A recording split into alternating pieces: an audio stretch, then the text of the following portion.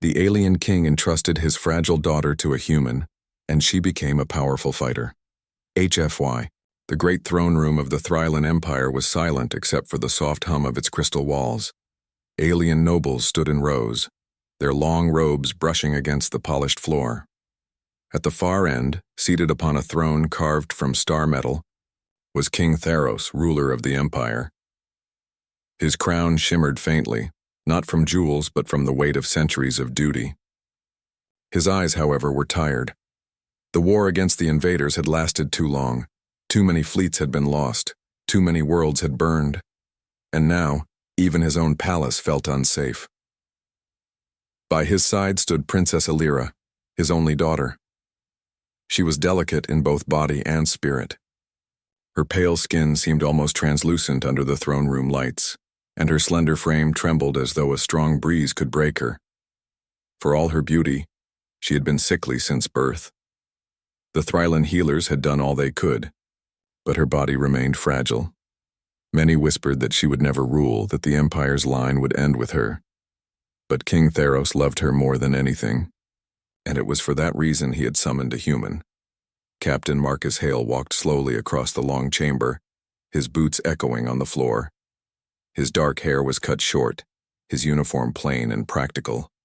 To the nobles of the Empire he looked crude, almost barbaric compared to their tall and graceful forms. But Marcus carried himself with a calm strength, the kind of confidence born not from bloodline or ceremony, but from survival. The nobles whispered in disapproval. Why would the king bring a human here into the heart of their empire? Why trust an outsider with matters so delicate? Marcus reached the throne and dropped to one knee, not in fear, but in respect. "Your Majesty," he said, his voice steady. King Theros studied him. He saw no fear in Marcus's eyes, only the weight of a soldier who had seen too much war. It was the same weight Theros himself carried. Slowly the king spoke. "You know why you are here." Marcus nodded. "To protect your daughter." The princess stiffened at the words. She looked at Marcus with open disbelief. "Father, this is absurd," she whispered. Her voice was soft, but laced with emotion. "You would place me in the care of a human? They are reckless. They are unrefined. They do not understand our ways." Theros turned his gaze to her, and for a moment the mask of a king fell away, leaving only the face of a father. "My child," he said gently, "our ways have failed. We are proud, but pride has brought us to ruin. The humans, they endure. They rise again and again, even when crushed. In them I see something we have forgotten. And in him," he said, gesturing to Marcus, "I see a protector who will not fail you." Illyra's lips pressed into a thin line. Her pride rebelled against the thought, but she could not argue with her father's tone. He had already decided. Marcus rose to his feet, meeting her eyes. There was no arrogance in his gaze, no mockery, only calm determination. "I don't care what you think of me," he said, "but I gave my word to your father, and I intend to keep it. I will protect you with or without your approval." The room fell silent. Even the nobles could not deny the weight in his words. King Theros leaned back, his shoulders heavy. "Captain Hale, I entrust my daughter to you. Take her to your world. Teach her what it means to endure. Teach her the strength of your people. One day she must return here, not as a fragile heir, but as a leader who can carry the weight of a broken empire." Marcus gave a sharp nod. "I understand." The princess, however, clenched her hands tightly. She felt humiliation burn inside her chest. To leave her home, her people, and be placed in the hands of a human. It felt like exile. Yet when she looked at her father, she saw the pain behind his eyes, the desperation of a king who had no other choice. The nobles protested, their voices rising like a storm. "This is madness. The heir must stay. The humans cannot be trusted." But Theros silenced them with a single gesture. His authority was final. That night, as the stars of the Empire shone faintly through the palace windows, Illyra packed her few belongings. Her hands shook as she touched the silk garments folded carefully into her case. This was the only life she had ever known, and now she was being sent away into the unknown. Marcus waited outside her chamber, his posture relaxed but alert, as though danger could come at any moment. When Elira stepped out, her eyes cold, he simply said, "Ready?" She did not answer. She only walked past him, her chin lifted, her pride her last shield. As they boarded the human ship that would take them across the stars, King Theros stood on the landing platform, his cloak fluttering in the wind. He watched his daughter walk, away, each step a cut into his heart. Yet he did not call her back. He knew that if she stayed, she would wither. Only by leaving could she grow.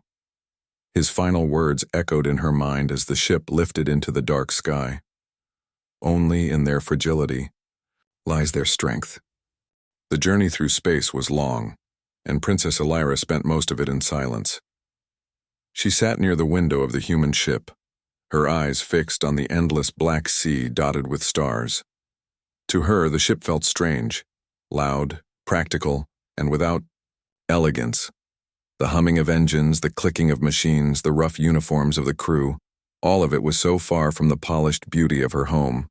She felt out of place, like a delicate flower trapped in a furnace. Captain Marcus Hale did not disturb her much. He gave her space, knowing she needed time to adjust. He spent most of his time with the crew, checking equipment, running drills, and making sure everything worked. His life was one of routine and discipline, while hers had been one of ceremony and comfort. The gap between them seemed impossible to cross. When they finally reached Earth, Elira was unprepared for what she saw. Through the window, the planet looked alive. Blue oceans swirling with white clouds, green lands stretching wide, mountains rising like giants.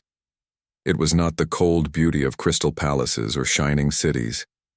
It was raw and untamed. The ship descended through the atmosphere, and the princess felt the weight of gravity press on her body. Her chest tightened and her legs trembled. On her home world, gravity was softer, kinder. Here, every step felt heavy. She gritted her teeth, determined not to show weakness in front of Marcus. When the hatch opened, a rush of air filled the chamber. It smelled of soil, grass, and smoke from distant chimneys. The sounds of life surrounded her, birds crying, engines roaring, voices shouting.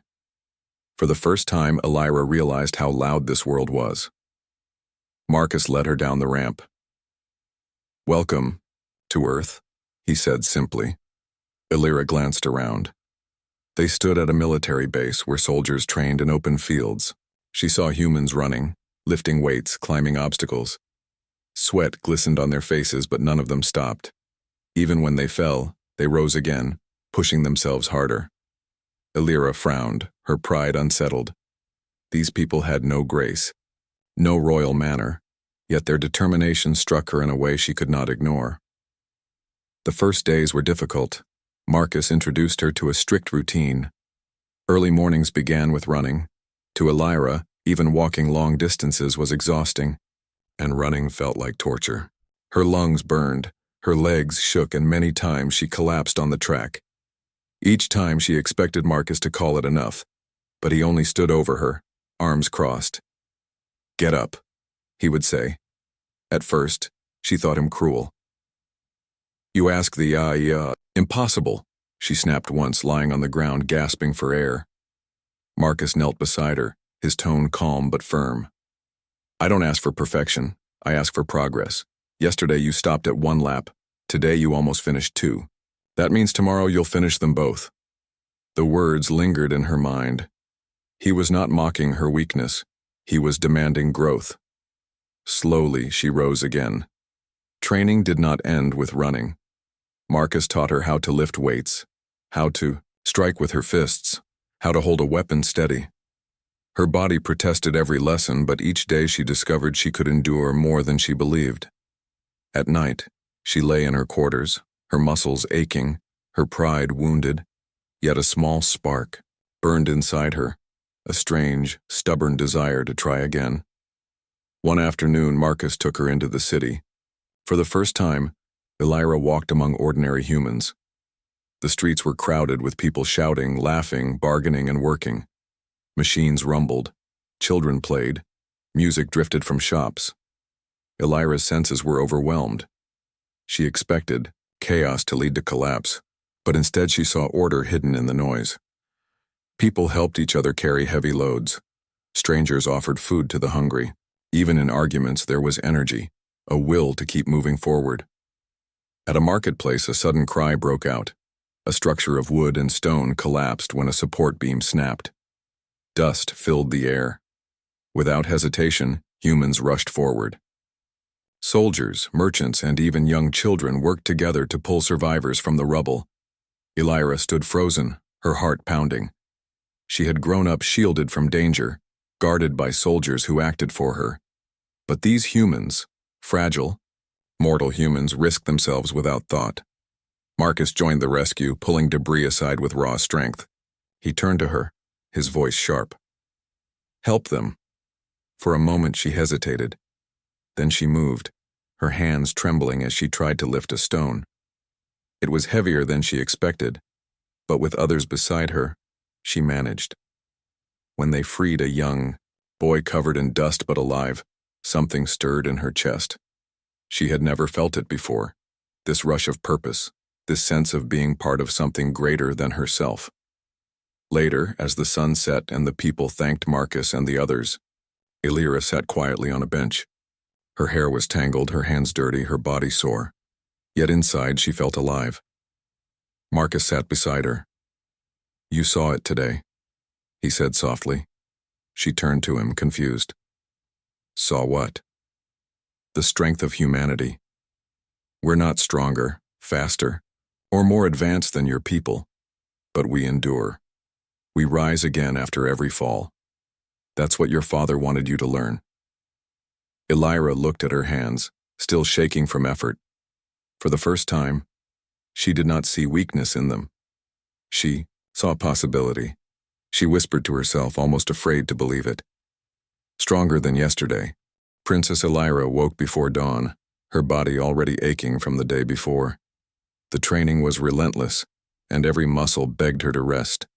But when she thought of Marcus's words, stronger than yesterday, she forced herself out of bed. She dressed in the plain training clothes he had given her, garments far different from the royal silks of her home.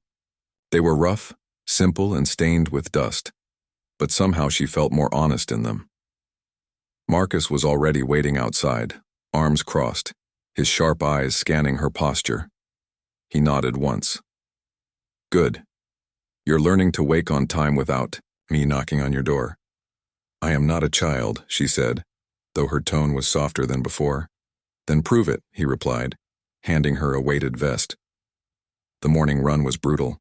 The added weight pressed down on her shoulders, and the cold air cut into her lungs. She stumbled more than once, but Marcus ran beside her silently. He did not mock her, nor did he offer to carry the weight. He let her struggle, knowing the fight was hers alone. When she finally reached the finish line, collapsing onto the ground, he crouched down and said, "You did it. Tomorrow you'll do it faster." She hated the pain, but she could not deny the quiet pride that came with surviving each challenge. For the first time in her life, her victories belonged to her alone. Training continued with weapons. Marcus showed her how to hold a staff, how to move her feet, and how to strike without losing balance. At first her swings were clumsy, her steps too slow, but he corrected her patiently, repeating the same lessons until her movements grew sharper. "A fight is not won by the strongest," he told her. "It's won by the one who refuses to give up." Beyond training, Marcus began teaching her about humanity itself.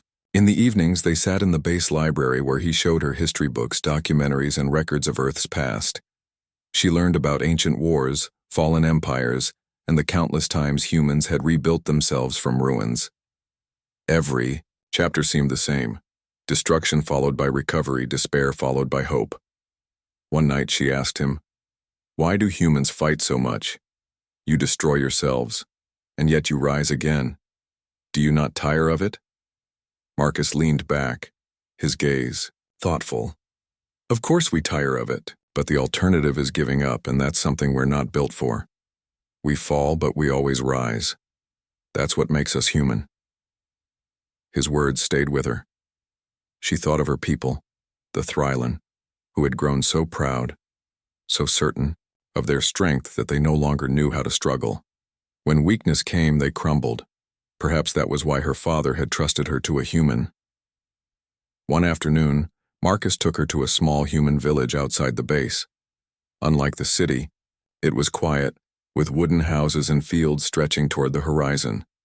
The people here were simple farmers, working under the hot sun. Elira watched as families labored together, children carrying baskets, elders guiding them with patience. Their lives seemed fragile, yet filled with resilience. As they walked through the fields, Marcus pointed to a farmer repairing a broken plow. See him? That tool is older than he is. It breaks every season, and every season he fixes it. Not because it's easy, but because it's necessary. That's how humans live. Always repairing, always moving forward. Later that day, a sudden storm struck. Heavy rain poured down, winds howled, and part of the village flooded. Elira expected panic, but instead she saw people rushing to help one another. Neighbors tied ropes between houses to guide others through the water. Men carried children on their shoulders. Women gathered supplies to keep the fires burning. Elira stood under the storm, soaked to the bone, watching the chaos transform into unity. She could not understand it fully. Why risk so much for others? Why sacrifice without hesitation? She turned to Marcus, shouting over the rain, "They are not soldiers. Why do they act like this?" Marcus's eyes were hard but proud. Because that's what it means to be human. We don't wait for orders. When someone falls, we reach out. When disaster strikes, we stand together. That's why your father sent you here. Not to learn how to fight with weapons, but to understand this. The storm passed by nightfall, leaving the village muddy and damaged but alive. Elira helped carry supplies, her arms trembling from effort, yet she felt a strange warmth in her chest. When an old woman thanked her, pressing her hands together in gratitude, Elira was struck silent. She had never been thanked before. Not like this. In her home, people bowed because of her title, not because of her actions. This was different. This was real. Back at the base, she sat alone in her quarters, staring at her hands. They were red from labor, her nails broken, her muscles still aching. Yet when she thought of the villagers' faces, of the boy she had helped guide through the flood, she smiled faintly. Marcus entered the room quietly. "You did well today." She looked up at him. "I only did what everyone else was doing." "And that," he said, "is the lesson. Strength is not always about standing above others. Sometimes it's about standing with them." For the first time, she felt the weight of her father's choice lifting. Perhaps he had not sent her away as punishment. Perhaps he had sent her here so she could find the strength her people had forgotten. That night, Elira lay awake, not with despair but with determination. She whispered to herself, her voice steady in the quiet room. "Tomorrow, I will be stronger."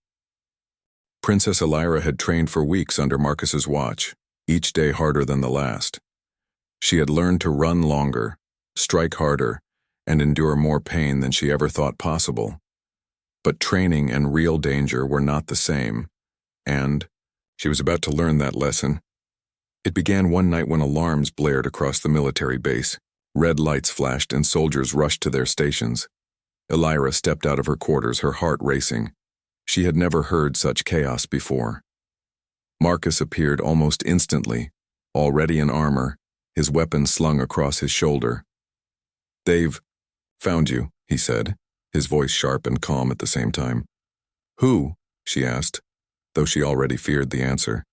"The invaders your father has been fighting. They tracked you here. This time they sent a strike team." Elira froze. She had imagined this moment many times but never believed it would happen so soon. The thought of facing real enemies, creatures who killed without mercy, made her knees tremble. Marcus handed her a weapon, a compact rifle designed for human hands. It felt heavy in hers. almost too much to carry. "You've trained for this," Marcus told her. "Stay close to me, don't panic. Remember what I taught you." Her mouth went dry, but she nodded. She could not let him see her fear. Outside, the night sky lit up with fire as enemy ships descended. Soldiers shouted, gunfire cracked, and the ground shook with explosions. Smoke filled the air, burning her throat. For a moment, she wanted to run back inside, to hide in the safety of walls. But when she looked at Marcus, steady and unshaken, she forced herself to take a step forward. They moved together through the battlefield. Elira struggled to keep her grip steady as strange alien figures leapt from the ships. The invaders were tall and armored, their weapons glowing with deadly energy. They looked stronger than anything she had ever faced. "Cover me," Marcus shouted, diving behind a barrier. Elira raised her rifle, her hands trembling, and fired. The recoil jolted her, but the shot struck true, forcing an enemy to duck back. Her heart pounded wildly. She had just fought back, not in practice, but for real. Marcus rose and returned fire, his movements quick and precise.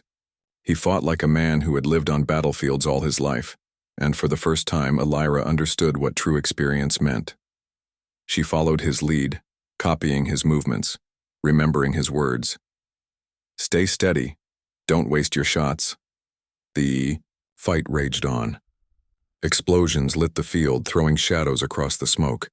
Soldiers screamed orders, some falling, others rising again to keep fighting. Elira felt fear press against her chest, but every time she thought she could not go on, Marcus's voice cut through the noise. "You can do this. Don't stop." At one point, an enemy warrior broke through the line and charged straight toward Marcus. Elira saw it before he did. Time seemed to slow. Her hands moved without thought. She swung her weapon up, fired, and struck the warrior in the chest.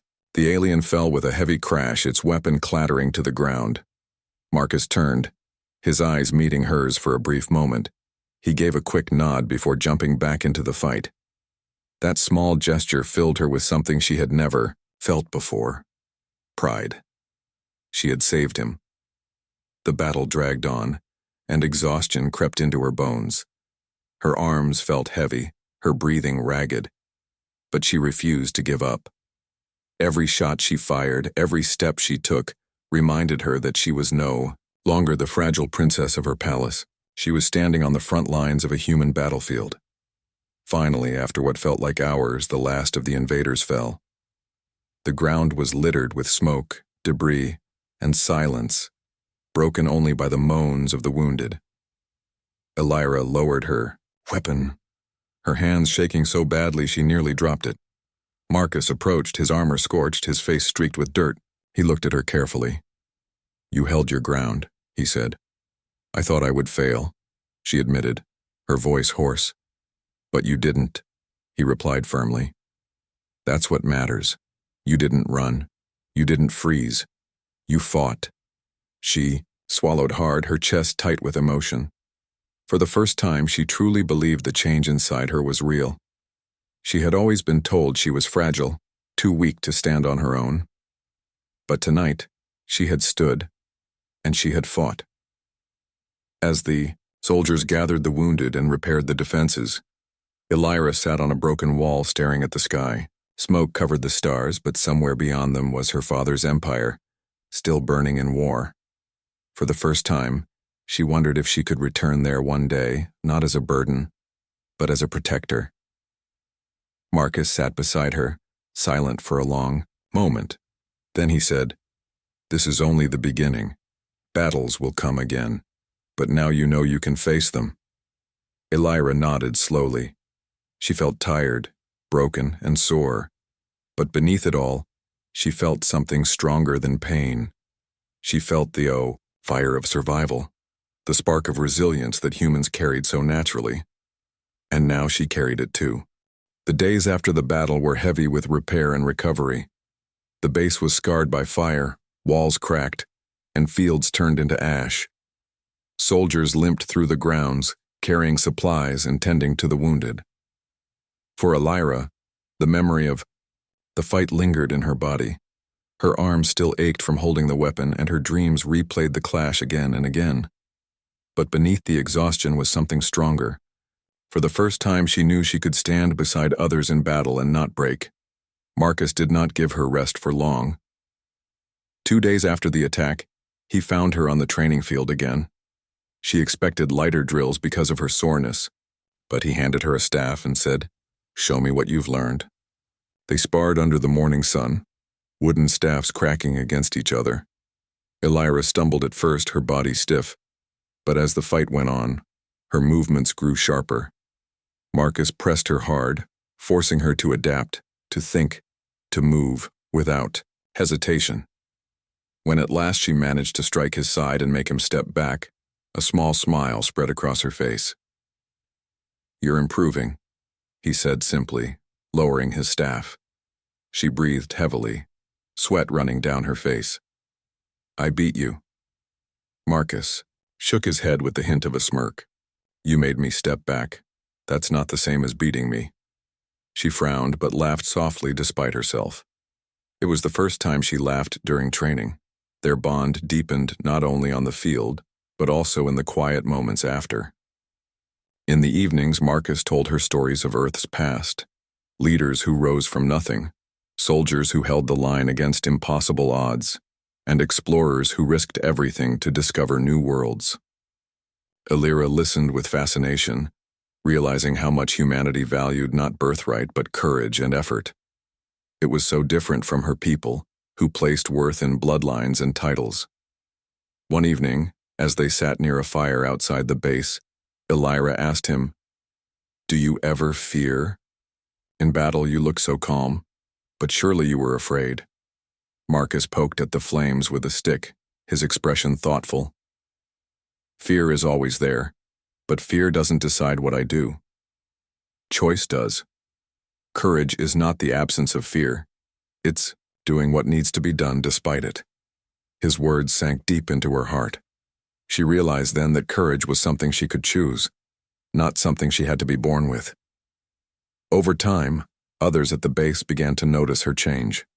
The soldiers, who once looked at her as a fragile outsider, now watched her train with respect. Some even asked to spar with her, testing her strength. At first she was nervous, but Marcus encouraged her. "You're ready," he said. In these matches, she learned more than fighting. She learned how to read people, how to lead with her presence. When a soldier fell during a drill, she was the first to offer a hand. When supplies were short, she helped carry them without complaint. Small acts, but they did not go unnoticed. Slowly, whispers spread. The alien princess is no longer fragile. One day, a group of alien refugees arrived at the base. They were survivors from her empire, people who had fled the invaders and found shelter on Earth. When they saw Elira, they bowed, expecting the same fragile princess they had once known. But when she stood tall, dressed in training armor, dirt on her hands, their surprise was clear. Elira spoke to them, her voice steady though her heart raced. "I am not the same as I was. I am learning what it means to fight, to endure, to stand with others, and I promise you this, we will not remain victims forever." The refugees looked at her with renewed hope. It was the first time she had ever given words of strength to others, and she felt the weight of it. Marcus, watching from the side, gave her a slight nod. She had taken her first steps as a leader. As weeks passed, her training shifted.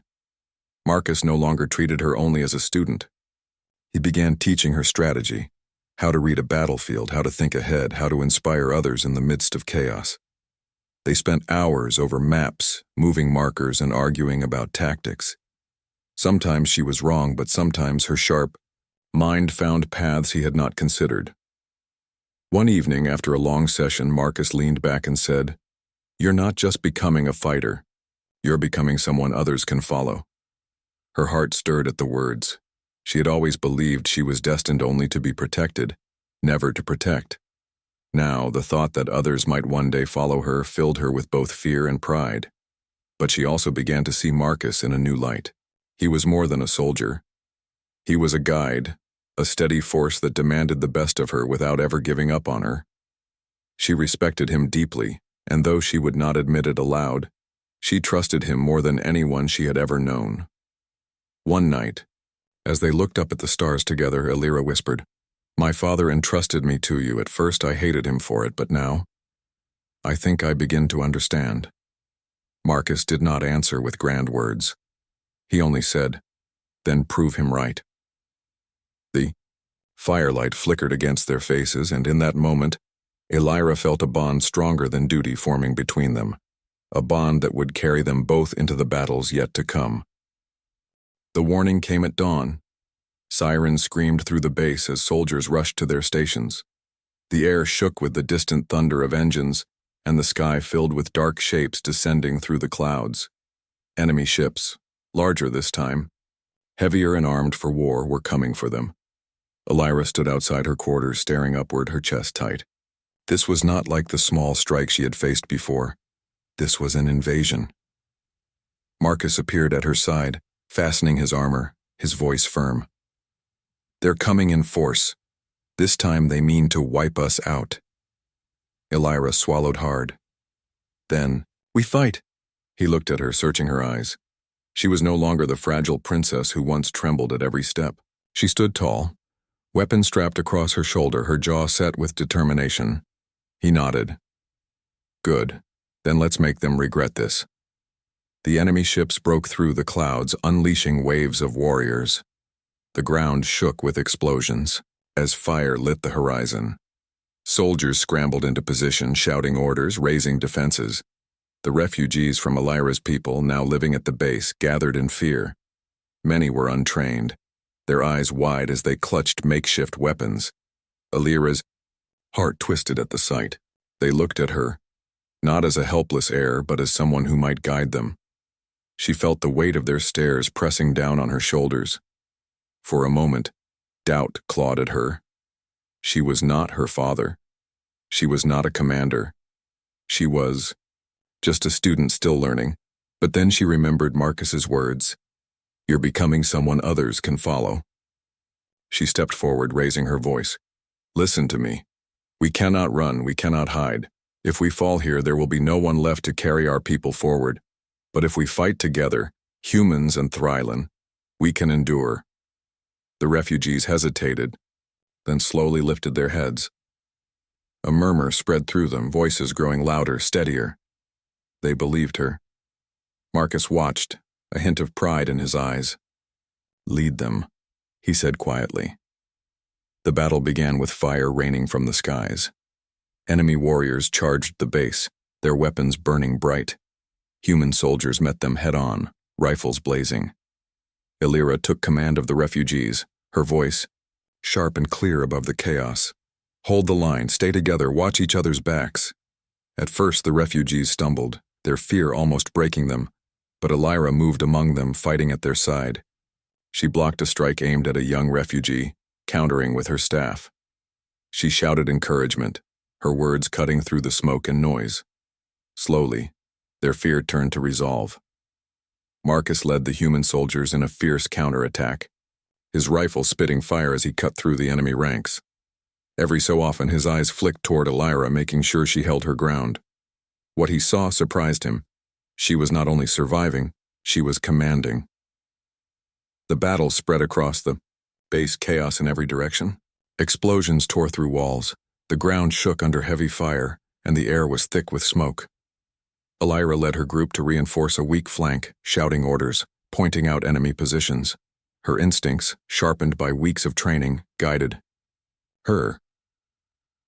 When an enemy warlord broke through, towering above the others with massive armor, panic rippled through her fighters. But Elira stood firm. She remembered Marcus's lessons. Don't let fear decide. She signaled for her group to spread out, forcing the warlord to split his focus. Then she darted forward, striking with speed and precision, her staff finding weak points in his armor. The fight was brutal. The warlord's blows rattled her bones, each strike enough to crush her if she faltered, but she refused to yield. With a final swing, she drove her weapon into his chest, knocking him backward. The warlord fell with a crash, and silence followed, for a breath before her fighters erupted with cheers. The victory pushed them onward. With renewed strength, humans and Thrylan fought as one, driving the invaders back step by step. Hours later, when the last enemy ship fled into the sky, the battlefield was littered with smoke and debris. The base was scarred, but it still stood. Exhausted soldiers leaned on one another, cheering faintly through the haze of fire. Illyra stood in the center, her armor dented, her face streaked with dirt and sweat. She could barely breathe, her body aching from head to toe. But when she looked around at the people who had fought under her command, she saw their eyes filled with respect. They did not see a fragile princess. They saw a leader. Marcus approached, his weapon slung across his back, his face grim but steady. He studied her for a long moment before speaking. "You didn't just fight today. You led. You kept them together when fear would have broken them." Illyra's chest tightened. "I was terrified," she admitted softly. He placed a hand on her shoulder. "So was everyone else. But you gave them courage. That's what makes a leader." For the first time, she allowed herself to believe it. She had not only survived, she had risen. She had carried her people in the darkest hour and proven she was more than the fragile air her empire had abandoned. As night fell and the fires dimmed, Illyra stood with Marcus on the edge of the battlefield, staring at the stars.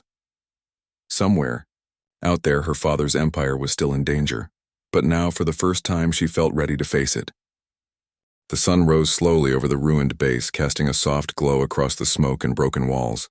Soldiers moved quietly through the debris, repairing what they could, carrying away the fallen. The air smelled of ash and burned metal, yet in the silence, there was a strange sense of hope. They had survived. They had stood against overwhelming force and endured. Illyra walked through the camp, her steps heavy with exhaustion, but her spirit unbroken. Everywhere she went, people looked at her with respect. Refugees who once saw her as fragile now bowed their heads in quiet admiration. Soldiers who had doubted her strength saluted as she passed. For the first time, she understood what her father must have felt as a leader, the weight of responsibility and the honor of carrying it. Marcus found her near the edge of the camp where the stars were still visible in the morning sky. He watched her for a moment before speaking. "You've changed," he said simply. Illyra gave him a tired smile. "I don't feel like the same person who arrived here. I thought I was weak, someone to be protected, but now, I know I can protect others." He nodded. "Your father will need to see that. The war isn't over. This was only one battle." Her gaze lifted to the horizon. She knew he was right. The invaders would not stop. They had already destroyed worlds, and her empire was still in danger. But for the first time, she felt ready to face that truth. "Then I must return," she whispered. Marcus studied her carefully. "If you go back, you won't return as the daughter he sent away. You'll return as a warrior, maybe even as the leader your people need." The thought made her chest tighten. She had always lived in her father's shadow, a fragile heir to a vast empire. But now she realized she had something even greater, the strength of both her people and the humans who had taught her to rise when everything seemed lost. Days later, a small fleet of ships prepared to leave Earth. Human commanders, impressed by her courage, agreed to send escorts. Illyra stood in her armor, scarred from battle yet polished with pride, ready to face her father's court. Marcus was at her side, silent but steady, his presence giving her calm strength. When their ships reached the Thrylan capital, the scene was tense. The grand halls of her father's palace were filled with nobles, soldiers, and advisors, all murmuring at the sight of the young princess walking in with human soldiers at her back. Many expected to see the same fragile girl who had been hidden away for her safety. Instead, they saw a warrior. The alien king, her father, rose from his throne. His eyes were wide, struggling to believe what he saw. His daughter's steps were firm, her shoulders squared, her eyes filled with fire. She knelt before him, but her voice was strong. "Father, I return not as a child in need of protection. I return as a fighter for our people." The court erupted in whispers. Some doubted her, others stared in awe. The king's face softened with emotion, though he tried to keep his composure. Elira, he said slowly, I entrusted you to the humans because I feared for your life. And now you stand before me transformed. Tell me, what did they give you? She stood tall and answered clearly, her words echoing through the chamber. They gave me strength. They taught me that even in fear I could fight. They showed me that leadership is not about being unbreakable, but about standing firm when others are ready to fall. I am no longer fragile. I am ready to stand beside you in this war. Her father was silent for a long moment. Then he descended from his throne and placed his hand gently on her shoulder. I see it now. You carry not only the spirit of our people, but the courage of humanity as well. Together, you may be the bridge that saves us all. The hall erupted with cheers. Soldiers saluted her, nobles bowed, and her name spread through the capital like fire. Elira, the once fragile daughter, had returned as a warrior, a symbol of hope. Later, when the court was quiet, she stood with Marcus in the palace gardens. The stars above her home world glimmered just as they had on Earth, but now they looked different, closer, brighter, as if waiting for her to reach them. Marcus spoke softly. You've taken your place, but the fight ahead will be harder than anything you've faced. Elira nodded, her heart steady. I know, but I am not afraid anymore. I have my people, I have what I've learned from you, and I will carry both with me. Whatever comes, I will not break. For a moment, neither of them spoke. The night was quiet except for the rustle of leaves in the wind. Then Elira raised her head, her eyes shining with determination. This war is not the end. It is the beginning of something greater, and I will see it through. With those words, she stepped forward into her new life, not as a hidden heir, not as a fragile daughter, but as a leader who carried the strength of two worlds. And in that moment, both her, people and humanity knew that hope had found its champion.